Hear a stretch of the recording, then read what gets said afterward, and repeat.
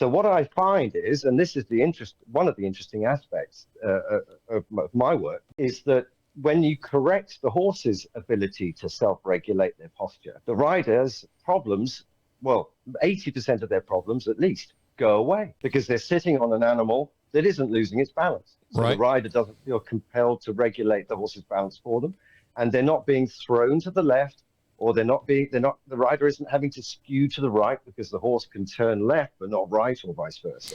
So these days I work on the horse, and I find that when I work on the horse, the rider makes 2 years of progress in an hour. Mike, you were going to say something? No, that's right. I mean, horses that come into me and that want to be counterbent in one direction, the shoulders are offset, the wear patterns are different, and can I pick on Diego? Yeah, go right ahead. Pick on Diego. Oh, if you remember Diego, he's a high-low, correct? And in working on him and keeping him even out, that upright foot is a little higher. If you're looking very close, most people aren't going to notice it, but the shoe on that side is 2 mils thicker than the other and just a shade heavier, and the mechanics are set up a little different, but it keeps him where he can carry his shoulders square up top, and that allows his barrel to be more centered in the turn so he can bend left or right easier than if he was always doing it with that shoulder dropped a bit and collapsed. So part of it's been just a little weight to build the shoulder up to get that shoulder angle to open out, and but that's something that most people don't notice that is going on in the shoeing shop, but you got to